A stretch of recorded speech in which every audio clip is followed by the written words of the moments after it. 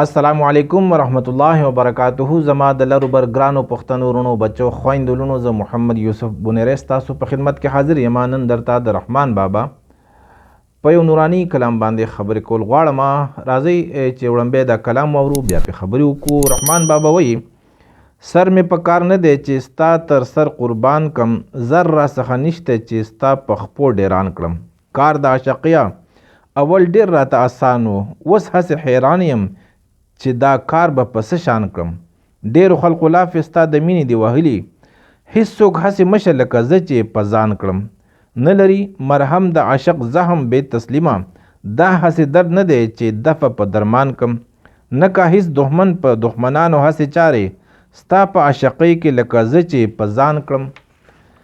او ولې کافر نه وي مسلمان بشي که خدای کا. هر چاته چې حسن لطافت دستا بیان کم، وړاندې دی که وروستو آخر هسې معلومیږي ستا له بې رحمۍ به زه رحمان لاس په ګریوان کم. زما عزتمندو رحمان بابا په الله مین دی او د الله مینه د ټولو نه آسان او د ټولو نه ګران کار دی. دا یو داسې اور دی چې په دې کې سوځې نوم به خوشحالیږي. او دا چې چاته پته نی یعنی څوک د دې مرحلې نه تیریږي نه، نو هغه ته احساس نشي کېدی.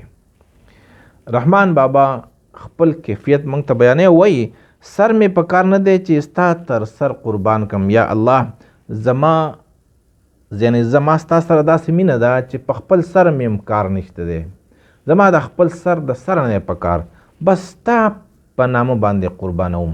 تیار یم چې کله ته غواړې سر به نه وي. زر را څخه نشته چې ستا په خپو ډیران کم، او دولت را سره نشته دی چې زه ستا په خپو کې، مقصد الله سبحانه وتعالی خپې نشته، خو چې زه ستا په نوم کې بس ډیرانې کم چې لرې که ما ته په کار نه دي ولې کم دی خلقو له. او زما عزتمندو د هر چا په مینه کې بلکې د الله په مینه کې لکه صادق هغه وي او الله سبحانه وتعالی د هغه مینه تسلیموي او مني څوک چې د خپل سره او د خپله ماله تیر شي. لکه د دې نمونې موږ ته وړاندې شته دی او هغه څوک دي صحابه دي. کله چې رسول پاک صلی الله علیه وسلم په مکه کې د صحابو په زړونو کې د الله مینه واچوله، نو وړاندې دغې مینې څه چل وکړو؟ صحابه یې د خپل کوره بې کوره کړو، د خپل ښاره یې بې ښاره کړو، د خپل وطن یې بې وطنه کړو.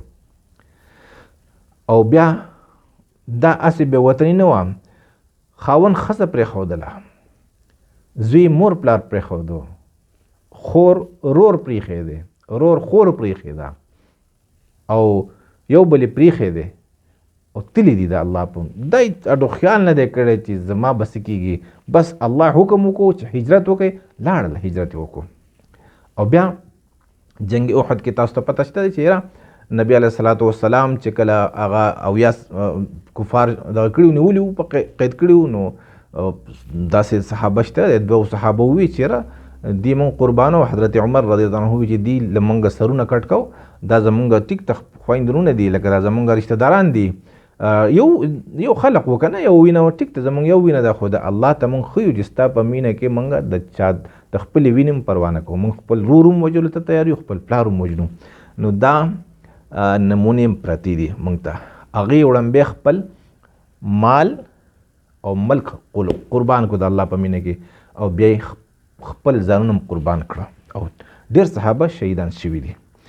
نو رحمان بابا هم دقه جذبه لري، او دا جذبه هغه چاته نصیب کېږي څوک چې په الله مین وي، یعنی دا خالصتا د الله سره مینه. یو خدای چې د حورو د غلمان او د شراب او د ګبین دپاره څوک شهیدان کېږي که نه، هغه د الله په زموږ په حال رحم وکړي، دغه نه دی. اصل شهادت دا دی.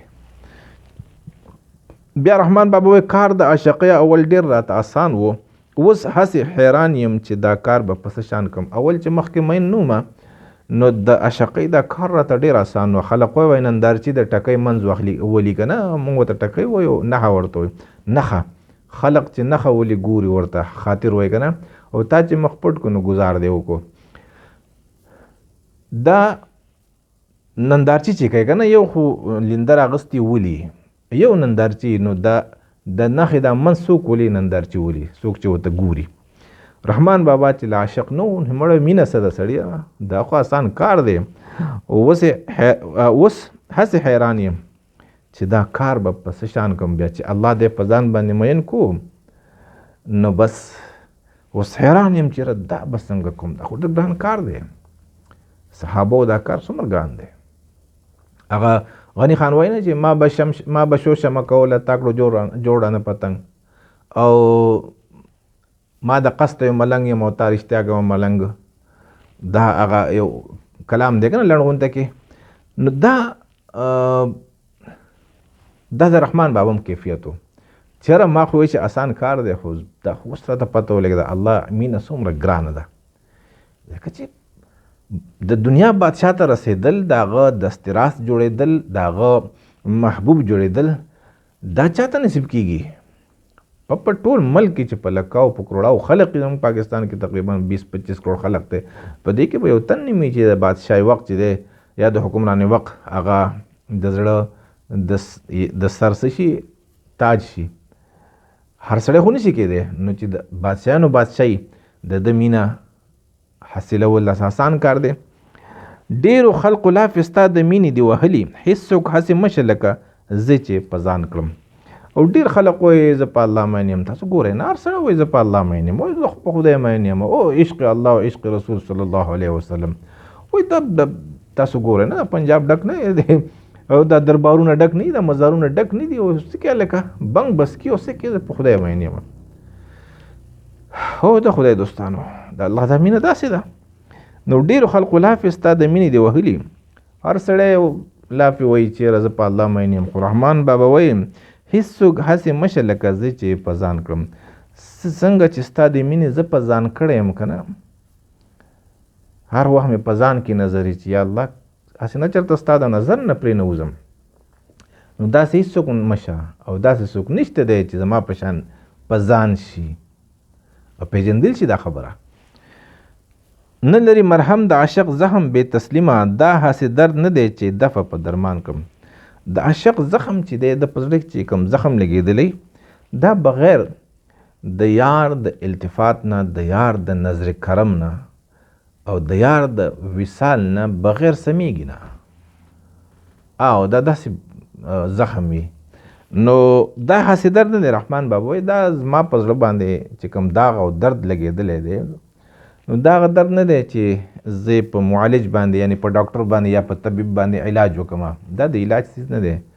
دا خو چې د چا په غم کې په ما دا زخم لګېدلی دی، بس چې هغه راته وګوري او هغه مې قبول کړي، بس زه به سم شم. دا د مینې هغه انتها ده. نه که هېڅ دښمن په دشمنانو هسې چارې ستا په عاشقۍ کې لکه زه چې په ځان کړم. او رحمان بابا وایي چې یو دشمن په دشمن باندې هم داسې کار داسې چارې نه کوي. دومره زیاتې یو دشمن په بل دشمن نه کوي لکه څرنګه چې ستا په مینه کې زه د ځان سره زیاتې کوم. او دا زیاتې کول د ځان سره اصل کې دغه انصاف دی د خپل ځان سره. او که نه د ځان سره د زیاتې ونه کړو د الله په مینه کې، نو لاړې بیا مین نه. نو رحمان بابا هغه مین دی چې د ځان سره یې زیاتې کړی، د بل سره نه دی کړی. موږ د الله په مینه کې د نورو سره زیاتې کوو. هلکه دی مړ کو، دی مړ کو، دی مړ کو، دی والوزه ووایي، د ده سر غوڅ کو، دی حلال کو. یا ته خدای دوستانو تاسو عاشقان نه، چې عاشقان وې نو تاسو به ځان نه جوړ کړی و. رحمان بابا وایي چې داسې دشمن په دشمن نه کوي لکه څنګه چې ما د ځان سره زیاتې وکړو، ظلم مې په ځان وکړو. ظلم نه دا اصل کې زیاتې که نه، چې لکه ځان مې لکه عاشق د ځان سره څه کوي، خو بس ځان غرق کې ډوب کې په مینه کې، بیا د دنیا نشي، د دنیا د یو کار نشي، د هر څه نه لاس وینځي. ولی کافر نوی مسلمان بشی که خدای کا هر چاته چې حسن لطافت دستا بیان کم.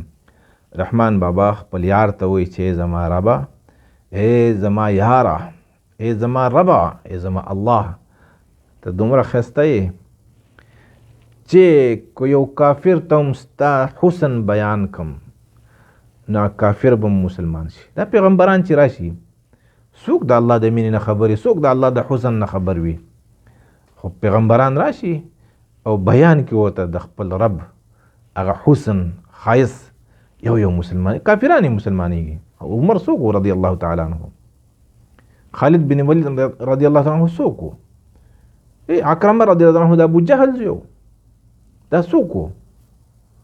دغه رنګې د ابلیس کړوسی حامان مو حاما رضی الله تعالی عنه ته الله جوړ کړی دی.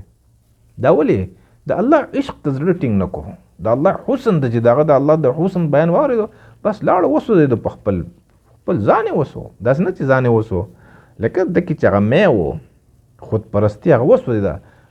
الله ته صحابي جوړ کړو، نبي علیه السلام سره ملاقات شوی دی.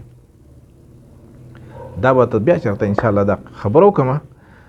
نو د رحمان بابا هم دا خبره کوي چې ولې کافر نه وي مسلمان بشي که خدای که هر چاته چې حسن لطافت دا ستا بیان کم. کو چرې کافر هم وي خو چې ستا نزاکت او ستا د حسن دا نزاکت او لطافت ورته بیان کم چې زما رب څومره ښایسته دی بس مسلمانېږي به. او بیا اخر کې رحمان بابا وایي وړاندې دي که وروستو اخر هسې معلومیږي ستا له بېرحمۍ به زه رحمان لاس په ګریوان کم. وایي الله ته وایي چې الله که اوس یې که وروستو یي، که اوس یې که بیا شي، خو داسې معلومیږي او دا مې یقین دی چې زما انجام به سي، زه به د ځان سره جنګ کوم، د ځان ګریوان ته به لاس اچوم. بل ګریوان ته لاس اچول خو آسان کار دی، خو ځان ګریوان ته لاس اچول دا ګران دی. لاس په ګریوان لیونتوب ته هم ویلی شي.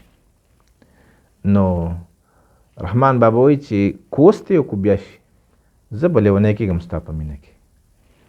او بېرحمۍ لکه دا بېرحمي نه ده، دا مینه ده. چېرته د الله بېرحمي نشته دی، الله رحیم دی. نو دا د رحمان بابا کلام و زما عزتمندو. او په دې کې رحمان بابا د مینې خپل کیفیت د الله سره ظاهر کړي دي. خو په دې باندې هغه انسان پوهېږي چې څوک د دې کیفیاتو نه تېرېږي او یا ورته الله سبحانه وتعالی دا کیفیت نصیب کول غواړي نو هلته پرې پوهېږي چې او چې څوک د ډنګه نه خبر نو هغه غریب پرې څه پوهېږي. زما عزتمندو دا د رحمان بابا کلام و. تاسو ته مې وویې که ستاسو خوښ شوي دا خور کوي، دا تبلیغ دی، د الله حسن خورول، د الله مینه خورول دا ډېر لوی کار دی. نو دا اواز زما بل ته هم ورسوئ، نورو ته هم ورسوئ. الله مو خوشحاله کړه.